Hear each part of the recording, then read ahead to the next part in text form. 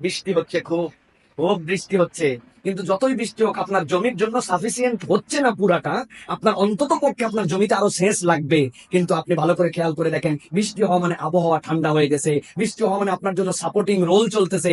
অন্য সময়ের আপনি পানি দেন আপনার জমিতে, ওই পানি বাষ্পীভূত হয়ে আসমানে চলে যায়। এখন অন্তত বাষ্পীভূত হচ্ছে না, পানিটা থেকে যাচ্ছে। উপর থেকে বৃষ্টি, নিচ থেকে জমিতে আপনি সেচ দিচ্ছেন। আপনার জমিটা অন্য সময়ের তুলনায় দ্রুত সেখানে পানির কাজটা করবে। অন্তত পক্ষে আপনি যে মেশিনটা দিয়ে পানি দিচ্ছেন, ওই মেশিনের রেডিয়েটর যেটা মেশিনকে ঠান্ডা করে, অন্য গরম তীব্র হলে ওই সময় আপনার মেশিন গরম হয়ে যেতে পারতো। কিন্তু বৃষ্টি হওয়ার কারণে, আবহাওয়াটা ঠান্ডা থাকার কারণে পানি সেচ দিচ্ছেন যে মেশিন দিয়ে, ওই মেশিনটা অন্তত নিজে ঠান্ডা আছে। আপনাকে মনে রাখতে হবে, সাহারির সময়টা হচ্ছে আল্লাহর রহমত আসার সময়, বরকত আসার সময়। আল্লাহ আপনার চাহিদা ছাড়াও অটোমেটিক আপনার প্রতি ওই সময় বরকত দিচ্ছেন, অটোমেটিক ফেরেশতারা আপনার প্রতি রহমত বর্ষণ করছেন। ঠিক সেই সময় যখন আপনি আল্লাহর কাছে দোয়া করছেন আর বলছেন, আল্লাহ আমাকে রহমত দাও, বরকত দাও, বৃষ্টির সময় সেচ দিলে যেরকম আপনার জমি সেচ দ্রুত হয়, ওই সময় আপনি দোয়া যদি বুঝে সুঝে করতে পারেন, আপনার দোয়া আল্লাহর কাছ থেকে ফেরত আসবে না ইনশাআল্লাহ।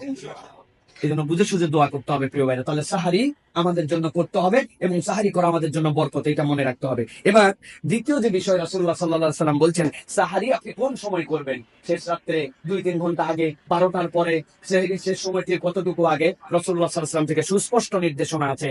হযরতে যায়েদ ইবনে সাবিত রাদিয়াল্লাহু তাআলা আনহু বলছেন, তাসাহহারনা মা রাসূলিল্লাহি সাল্লাল্লাহু আলাইহি ওয়াসাল্লাম সুম্মা কুমনা ইলা সালাতি কুনতু কাম কানা কদরু মা বাইনাহুমা ক্বালা 50 আয়া। সহিহ বুখারীর 678 নম্বর হাদিসের মধ্যে আসছে, হযরত যায়েদ ইবনে সাবিত বলছেন, আমরা রাসূলুল্লাহ সাল্লাল্লাহু আলাইহি ওয়াসাল্লামের সাথে সাহরি করলাম, এরপরে আমরা মসজিদে সালাতের জন্য চলে গেলাম। জিজ্ঞাসা করা হলো, এই যে সাহরি করলেন আর মসজিদে যে নামাজে দাঁড়ালেন, এই দুটার মধ্যে কতটুকু পার্থক্য ছিল যায়েদ? তিনি বলছেন, এর মধ্যে 50টা আয়াত সর্বোচ্চ পড়া যাবে। এইটুক সময় আমাদের জন্য গ্যাপ ছিল। 50 আয়াত মানে সর্বোচ্চ 15 মিনিট লাগবে। হাফেজে কোরআনদের জন্য 5 মিনিট লাগবে, কিন্তু সাধারণ মানুষের জন্য 10 থেকে 12 মিনিটের বেশি 50 আয়াত করতে লাগবে না। তাহলে আপনার সেহরিটা কোন সময় করতে হবে?